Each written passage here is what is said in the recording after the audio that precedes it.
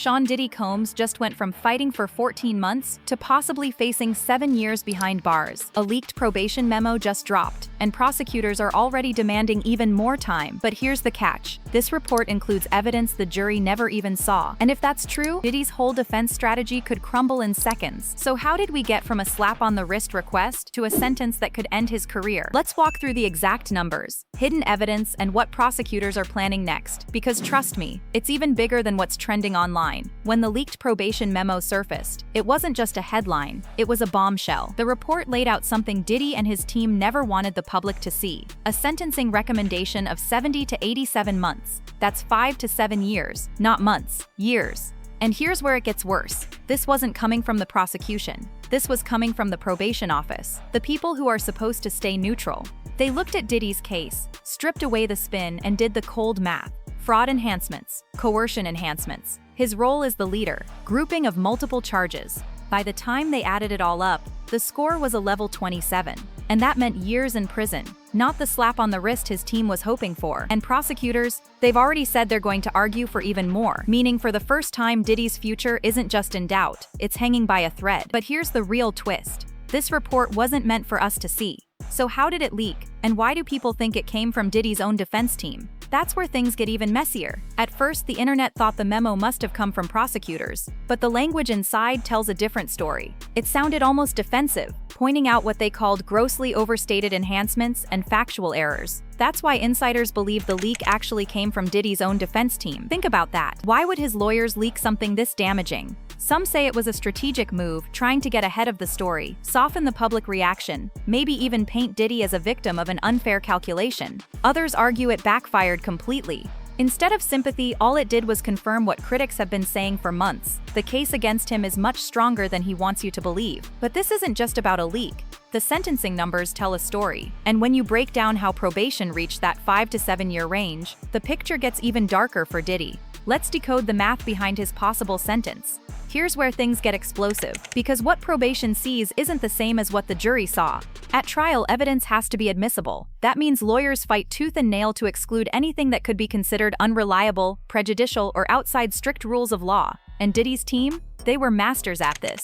Whole chunks of damaging information never made it to the jury box. But the pre-sentencing report plays by a different rulebook. Probation officers aren't limited by courtroom objections. They look at the whole picture, and that picture includes FBI and DEA files that tracked years of alleged activity, Ronage IRS records about financial transactions that prosecutors argued supported coercion, witness statements that were dismissed in court but still sit inside investigative records, Ronage victim impact statements from people the jury never even heard about, and most shocking of all, uncharged conduct. Yes, you heard that right. If investigators documented behavior, even if Diddy wasn't formally charged or was acquitted on that count, it can still appear in the pre-sentencing report, and judges are legally allowed to weigh it. Here's the kicker. The standard of proof is totally different. At trial, it's beyond a reasonable doubt. At sentencing, it's simply more likely than not. That's a massive difference. Imagine the jury saying, "We didn't hear enough to convict on RICO charges," but probation can still include those RICO allegations in the report if the agents wrote them up. This means things like plon, the alleged patterns of abuse, plon, the intimidation of witnesses, plon, the financial coercion, plon. Even stories that sounded like gossip at first could now tip the scale against him in a way that's legally valid. And this is where the defense team's strategy backfires. By keeping this stuff out of the jury's ears, they may have helped Diddy in the short term, but probation, they saw it all, and they've crunched it into that 5 to 7 year recommendation. So when people say it's just a rumor or the jury didn't convict him on that count, they're missing the bigger picture. At sentencing, rumors backed by reports become data points, and data points become years in prison. And that's exactly why this memo hit like a nuclear bomb. When the leak first surfaced, some people thought it might actually help Diddy. Maybe his team believed that if the public saw probation recommending 5 to 7 years, outrage would build, and fans would argue the punishment was too harsh compared to what the jury heard. It could have been framed as, "See, the system is piling on." But here's the problem. Instead of sympathy, it created a public relations disaster. The memo didn't just confirm the sentence range, it revealed the cold, calculated math behind it. People saw the words fraud, coercion, leadership role, and multiple victims written into federal guidelines. It didn't sound like exaggeration or rumor anymore. It sounded like official language from the US Probation Office. And once that got out, the internet did what the internet does best: receipts. Old stories resurfaced, victims' accounts were reposted, and timelines started circulating that showed a consistent pattern. Suddenly, fans who might have shrugged off gossip were now saying, wait, maybe this was all real. Even worse for Diddy, the leak flipped the narrative. Instead of making him look like the victim of an overzealous prosecution, it made the prosecutors look restrained. Because if probation, who's supposed to be unbiased, is recommending 7 years and the prosecution says that's too light, then the story becomes, what else do they know that hasn't even come out yet? The defense's attempt to control the story ended up fueling curiosity. YouTubers broke it down, Twitter threads went viral, and fans who didn't care 2 months ago were suddenly glued to every update. And here's where it gets even more dangerous for Diddy. The sentencing guidelines themselves, the way the numbers are added up, are brutal. And once you see the breakdown, you'll understand why even 7 years might be the floor, not the ceiling. So let's break down this so-called paint-by-numbers approach that blew up online. Because once you see the math, you'll realize why this leak was devastating for Diddy's defense. The US sentencing guidelines work like a point system. Think of it like stacking bricks. Each offense, each aggravating factor, adds another layer, and the higher the stack, the heavier the sentence. Here's how it added up for Diddy. Base offense level 14, Rio. This is the starting point under the Mann Act, tied to fraud and coercion charges. Already serious. Pronut's 4 points for fraud and coercion enhancements. Rio, the guidelines say if the conduct involved coercion or manipulation, tack on 4 more. That's exactly what probation did. Ronut's 4 points for role in the offense. Rio, this isn't just about being involved, it's about leading. Probation labeled Diddy as an organizer or leader of the scheme. That language alone hits hard. Ronut's 5 points for grouping multiple victims counts. Rio, when there are multiple victims or overlapping counts, the guidelines group them together and increase the penalty. That added another 5. When you stack all that, 14 plus 4 plus 5, 27 points. Now here's the kicker. Diddy technically has no prior convictions. Clean criminal history, category 1. Normally that helps someone, but with an offense level of 27, the guideline chart spits out a range of 70 to 87 months. Translation: 5 years, 10 months minimum, up to 7 years, 3 months. And remember, this is just the probation office's math. The prosecution has already said they're pushing for more. So even though Diddy's team fought for just 14 months, the numbers tell a completely different story. This isn't a slap on the wrist. This isn't probation and house arrest. This is real time, measured in years, not months. But here's where it gets really wild. The probation report doesn't just look at what the jury saw. It can include evidence the jury never even heard. Uncharged conduct, dismissed counts, even things excluded at trial. And that changes everything. Now this part right here, this is where things go from bad to nightmare fuel for Diddy's camp. Because unlike the jury, the probation department doesn't play by the same rules. See, in a trial, evidence has to be admissible. Strict rules apply. If something doesn't fit, even if it's explosive, the jury never hears it. And Diddy's legal dream team was masterful at blocking things out. That's why so many walked away saying, did the jury really hear the full story? But here's the twist. In a pre-sentencing report, almost nothing is off limits. Probation can pull from even evidence excluded at trial, as long as investigators documented it. The probation officer can include it, and the judge can consider it. That means stuff the jury never even knew existed is now officially on the table. For example, remember when accusers like Gina or the stories about explosive incidents were called unreliable in court? Probation can still log those accounts. Why? Because the standard is lower. It doesn't have to be beyond a reasonable doubt, just more likely than not. Think about that for a second. The jury may have said, we didn't see enough proof, but the pre-sentencing report says, we saw enough evidence to count it. That alone can add years to a sentence. And that's exactly why this leaked report is such a game changer. Diddy's lawyers can argue all day long that probation exaggerated, but the prosecution, they're going to stand right next to that report and say, finally, the whole truth is being weighed. But the million-dollar question is this. Will Judge Aaron go with the guidelines, side with the defense's 14 months, or hammer down even harder than probation's 7 years? That decision could change everything. So where does all of this leave Diddy? Let's break it down. The probation department has recommended 70 to 87 months. That's 5 years, 10 months on the low end, up to 7 years and 3 months on the high end. The prosecution is hinting they'll ask for more. And Diddy's defense? They're clinging to that 14-month proposal like it's a life raft in the middle of a storm. But here's the kicker. Probation's recommendation isn't binding. It's just influential. At the end of the day, the only person with the power to decide is Judge Aaron. And Judge Aaron? This isn't a rookie. He's seen high-profile cases before. He knows the public is watching. He knows the feds have laid their cards down. And he knows the defense is fighting for leniency. The big question is, which side does he trust? Let's not forget,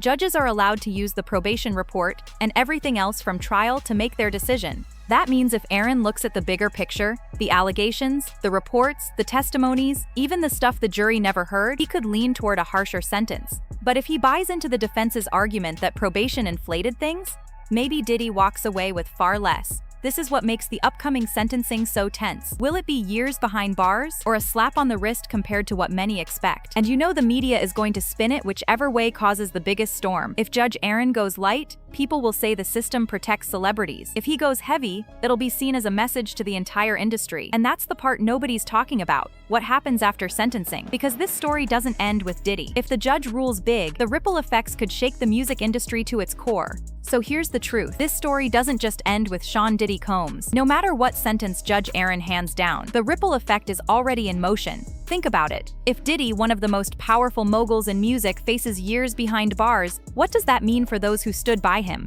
Business partners, artists who benefited from his empire, even industry executives who turned a blind eye. The feds aren't just targeting Diddy, they're building a web. And when the feds build a web, history shows they rarely stop at just one name. That's why you keep hearing whispers of sealed documents, unnamed co-conspirators, and people who might be dragged into this storm next. And let's be real, the industry knows it. Suddenly, people who used to proudly call Diddy a friend are going quiet. Others are lawyering up because they've seen this movie before. When one domino falls, the rest aren't far behind. Here's what's even crazier. Depending on the judge's ruling, we could see civil lawsuits skyrocket, victims coming forward, former insiders telling their stories. If the hammer drops, it won't just be Diddy facing consequences. It'll be anyone connected to his empire. But here's the million-dollar question. What does this mean for the legacy of Diddy himself? Because if sentencing goes the way probation and prosecution are pushing, his career as we know it may be over for good. Here's where things get heavy. Because for decades, Diddy wasn't just a rapper, a producer, or even a mogul. He was the blueprint, the flashy parties, the designer suits, the business deals that made him look untouchable. But now, all of that looks like a house of cards collapsing in real time. Let's break it down. His music empire, artists once loyal, are distancing themselves fast. Nobody wants to be tied to a sinking ship. Now, his businesses, from liquor deals to fashion endorsements, the partners that once begged for his attention are now quietly backing out. Now, his reputation, once praised as a self-made success story, he's now trending for all the wrong reasons. Abuse allegations, leaked memos, and potential prison time. This isn't just about prison years. This is about erasing a legacy. Think about it. How do you rebuild from this when the public has already made up its mind? In today's world, perception is everything. Once the narrative flips, it's almost impossible to take it back. And that's the most shocking part. Diddy fought for decades to create an untouchable image of power, success, and influence. But one leaked memo, one pre-sentencing report, and suddenly the empire he built looks more like a prison cell waiting to close shut. But here's the wildest part. This may not just be about Diddy. If history repeats itself, this case could set a precedent for how the music industry treats its most powerful figures when the truth finally catches up. This isn't just about Sean Diddy Combs anymore. This is about the entire music industry and the culture that allowed this to happen for decades. Think about it. How many times have we heard whispers, seen scandals brushed under the rug, or watched powerful figures walk away untouched while victims stayed silent? Diddy's case isn't an isolated incident. It's a blueprint of how fame, money, and influence can shield someone until it doesn't. The fact that probation came forward with a hard-hitting recommendation between 5 to 7 years, and the prosecution is pushing for even more, signals something bigger, a shift, a moment where the system might finally be willing to hold an untouchable figure accountable. And that's why people are glued to this story. Because whether you loved his music, admired his business moves, or couldn't stand him, you know this trial will go down as a turning point. If Diddy, one of the most powerful moguls in hip-hop history, can be brought down, who's next? This isn't just about a sentence. It's about whether the music industry is ready to face its own dark truths, or if this will just be another headline we all forget about in a year. But here's where it gets even more chilling. Because while Diddy's future is up in the air, the victims, the families, and the culture itself are already living with the fallout. As we analyze numbers, court filings, and leaked memos, it's easy to forget something critical. This isn't just a legal drama, it's a story about people. Behind every allegation, every court document, and every argument in this case, there are real victims who claim they were manipulated, silenced, or hurt. The pre-sentencing report doesn't just look at Diddy's actions in isolation. It considers victim impact statements, personal testimonies, and the ripple effect these alleged crimes have had on families, friends, and entire communities. Some of these voices never got their full day in court. Some evidence was kept out of trial. Yet probation officers can review all of it, piecing together a broader picture that the jury never fully saw. That's why the report feels so heavy, because it speaks to more than technical charges. It speaks to lives disrupted. And whether Diddy gets 5 years, 7 years, or even more, one truth stands: no sentence can erase the damage already done. The question now isn't just how much time he'll serve, It's how much healing these communities, these victims, and even the culture at large will ever get. But while the victims' voices weigh heavily, the defense is preparing their own counterstrike, and they're not going down without a fight. Now let's talk about what this leaked probation memo really means, because it isn't just numbers on a page. This leak changes the narrative completely. For months, Diddy's defense team has been pushing the idea that the case against him is exaggerated, that the jury was swayed by emotion, that the prosecution was overreaching. But this pre-sentencing report, it strips all of that away. Unlike prosecutors, probation officers don't argue. They calculate. They weigh every single piece of admissible, and even some non-admissible evidence. They factor in dismissed counts, uncharged conduct, and witness statements the jury never heard. Which means even if Diddy managed to avoid convictions on certain allegations, the probation office still factored them into his risk profile. And here's the kicker. Leaks like this don't just happen by accident. Many legal analysts believe this came directly from the defense's side, possibly to soften public reaction or test the waters before the judge makes a final decision.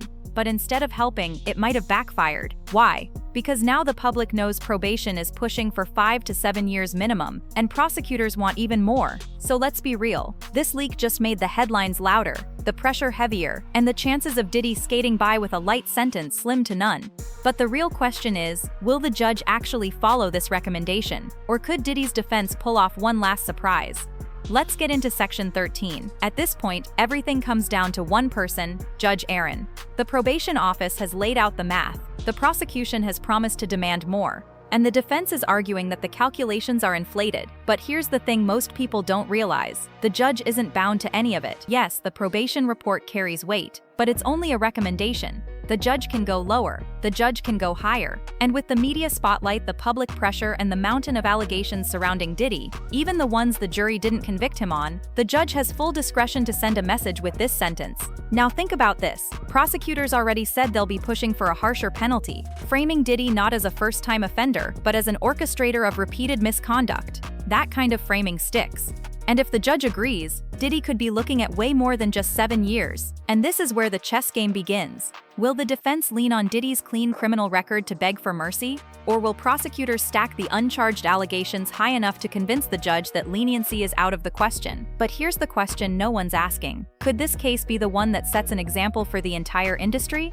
Stick with me for Section 14, because the ripple effects could go way beyond just Diddy. Here's where things get even bigger than Diddy himself, because this case, it's not just about one man, it's about the entire music industry ecosystem that surrounded him. Think about it. If a judge decides to throw the book at Diddy, that's not just punishment, it's a message, a warning shot to every executive, every insider, and every artist who thought their fame or money could shield them from accountability. Suddenly, the industry's old rules, where power-covered scandals don't apply anymore. And here's what's wild. Already, whispers are spreading. Other executives are reportedly lawyering up. Former associates are distancing themselves, and business partners are quietly backing away. Nobody wants to be dragged down with him. So this isn't just the end of an era for Diddy. It could be the start of a domino effect across the entertainment world. If the courts are willing to dig this deep into one of the most powerful figures in hip-hop, what's stopping them from going after the next one? But that leads us to the big question. How does this all end for Diddy? Is it 5 years, 7 years, or something far worse? Let's break it all down in the final section. So after everything we've broken down, the leaked memo, the 5 to 7 year recommendation, the prosecution demanding even more, and the industry now shaking in fear, we're left with one burning question. What actually happens next? Because let's be real, probation's recommendation isn't final. The prosecution wants more. The defense says it's unfair. And at the end of the day,